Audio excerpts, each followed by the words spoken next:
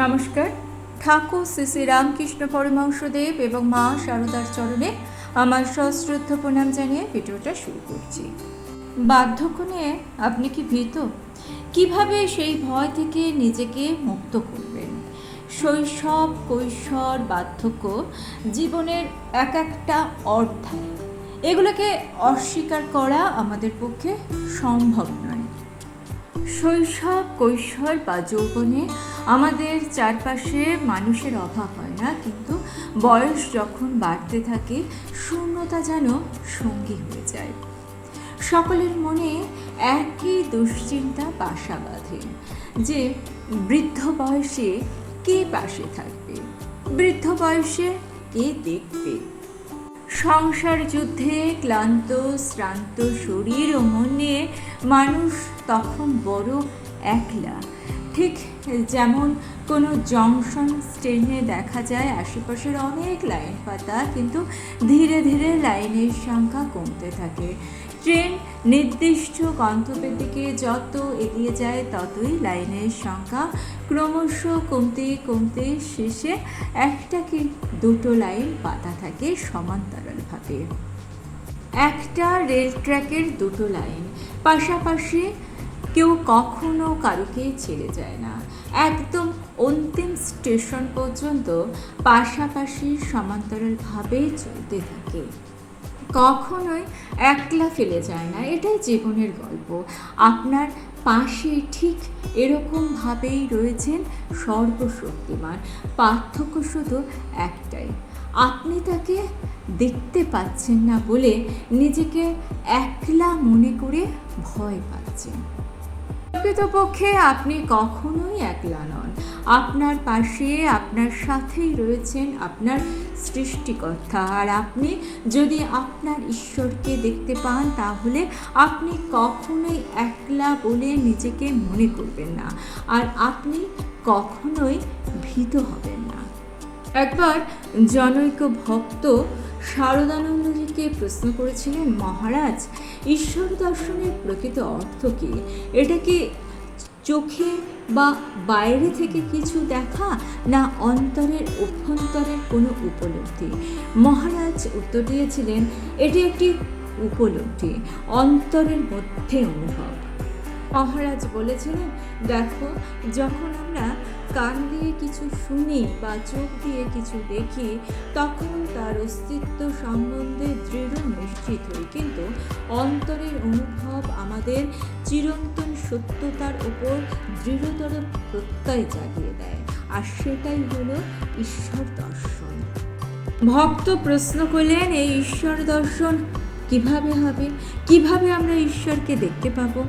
মহারাজ হেসে উত্তর দিলেন, ঈশ্বরের চিন্তায় মনকে একাগ্র করো আর বিবেক ও বিচারের পথে আত্মবিশ্লেষণ করো, তাহলে ঈশ্বরকে তোমরা নিজের অন্তরে অনুভব করবে, দেখতে পাবে।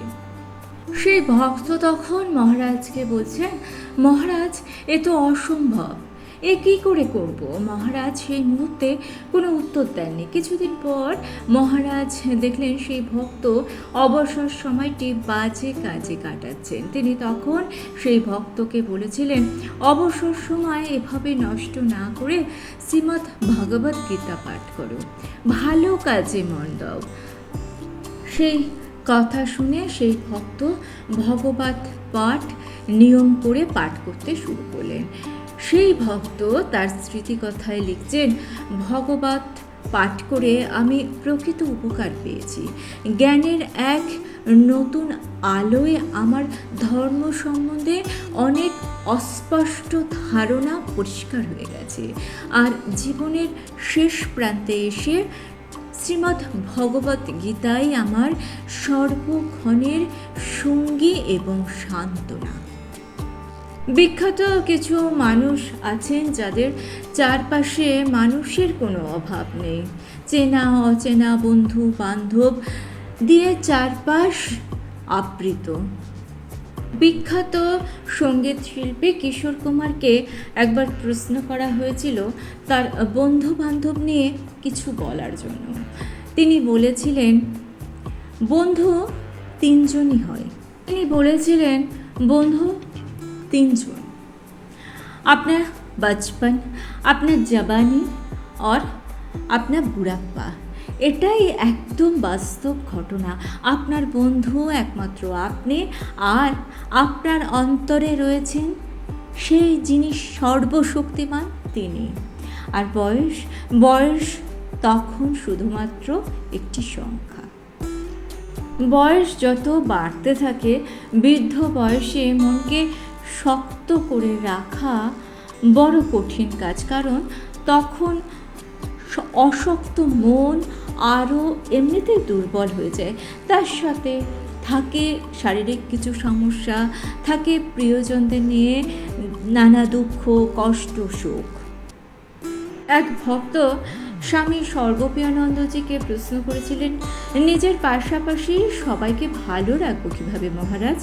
আধ্যাত্ম পথে নিজেকে ক্রমশ উন্নত করতে চেষ্টা করলেও এই যে চারপাশের মানুষের এত কষ্ট, শোক, এসব দেখে খুব বিহ্বল, অবসন্ন লাগে, বিব্রত হয়ে পারি। কী উপায় রয়েছে? এর উত্তরে মহারাজ বলেছিলেন, সত্যি বলতে এটাই তো হওয়া উচিত। একজন সংবেদনশীল মানুষ এভাবে ভাবতে বাধ্য। মানুষ যদি অন্যের কষ্ট অনুভব করতে নাই পারলেও সে তো প্রাষাণ হৃদয় হয়ে গেল। কিন্তু জানো তো, আমাদের সংবেদনশীল যেমন হতে হবে ঠিক তেমনভাবেই হতে হবে বাস্তববাদী। অন্যের দুঃখে অবশ্যই দুঃখী হবে, কিন্তু ভেঙে পড়লে তো চলবে না। তোমার নিজের আধ্যাত্ম পথে তোমায় সবসময় প্রতিষ্ঠিত থাকতে হবে। তাহলেই তোমরা তোমাদের ব্যক্তিগত সুখ তাপ থেকে উত্তীর্ণ হতে পারবে। আধ্যাত্ম পথই একমাত্র পথ, যে পথে সবসময় নির্ভীক থাকতে পারবে। সময় যেমনই আসুক না কেন, পরিস্থিতি যতই কঠিন হোক না কেন, তোমরা কোনো পরিস্থিতিতেই ভয় পাবে না, থাকবে সবসময় শান্ত ও সুন্দর। তাহলে আমাদের যেটা করতে হবে, ঈশ্বরের প্রতি বিশ্বাস রাখতে হবে আর নিজের অন্তরে থাকা সর্বশক্তিমানকে জাগ্রত করতে হবে। তাহলে যে কোনো পরিস্থিতিতে আপনি কখনো একলা হবেন না, ভয় পাবেন না।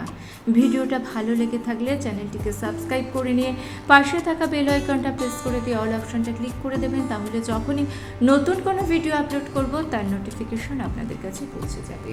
ঠাকুর ও মায়ের চরণে প্রণাম জানিয়ে আজকে এই পর্যন্তই। Thanks for watching.